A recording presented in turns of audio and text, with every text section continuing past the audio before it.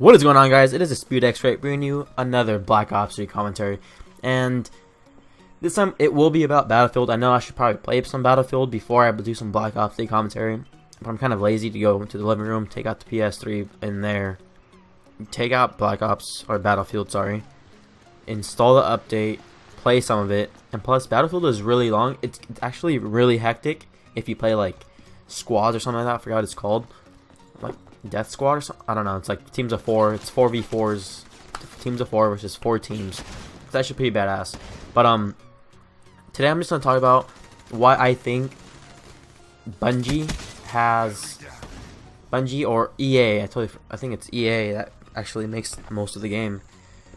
Why they're gonna have a tough time making Battlefield 1 because of the fact that it is in World War 1, and if you guys can kind of remember all the Call of Duties we've ever played, all the ones, you know, like let's say past tense, like COD 4, Modern Warfare 2, Black Ops 1, Black Ops 2, well, maybe not Black Ops 2, but all those times that were from current wars, and something they really emphasized in were the fact that they had actual people that were in those wars to talk about their experiences, to make, you know, the most out of the game feel real, you know. Like I remember Black Ops 1 in that one mission where they're in the, I want to say Russia, I believe, or like there's some country with snow, and they're like, that's when you first use the UG, and you're just, you know, on a mountain slope, and you're using the snowmobiles.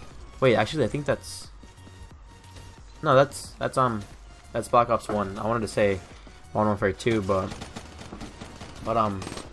that's just one of the things that they really focused in, were the fact that, you know, you could talk to somebody about their experience in that war and, you know, get the most out of it. But there's actually nobody alive from World War 1, and it's about to be 100 years. I know it started in 1914, the first, like, that's when it actually started, and it ended in 1918.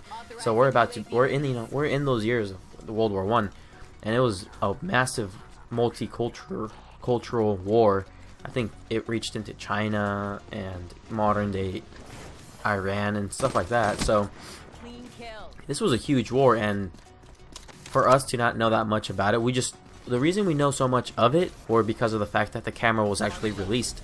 It was actually, a lot of photographers were able to go, and I think it was mid-World War when people started taking cameras, but overall it was mainly in picture drawings, and, you know, someone saying like, oh, this happened and it looked like this, and this was, you know, the forces, there was trench wars.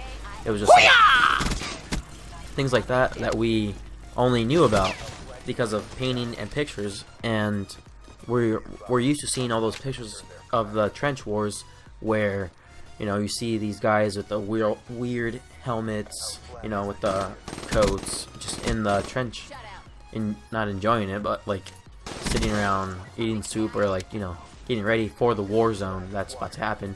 And, you know, mad respects to anybody who was, you know, their grandparents or anybody with family blood in them that was in the war, because just think about this: you're literally in a little hole all day, and you get the order to run out. That's it. You cannot say, oh, F that, you know, like, I'm not doing that.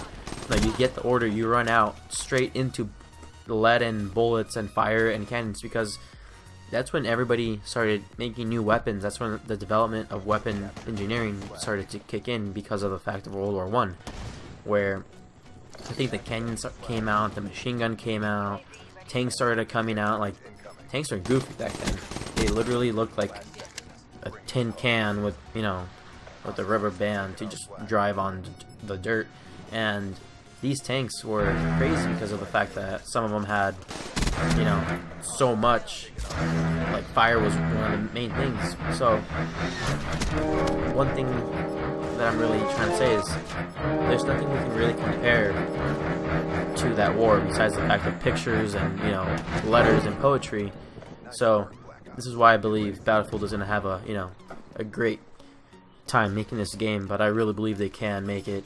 So I hope you guys enjoyed this video, and please leave a like and a comment if you think something's wrong with my ideas. If you think they're going to be doing good at it, let me know why down below. Like always, this is DisputeX. See you guys later.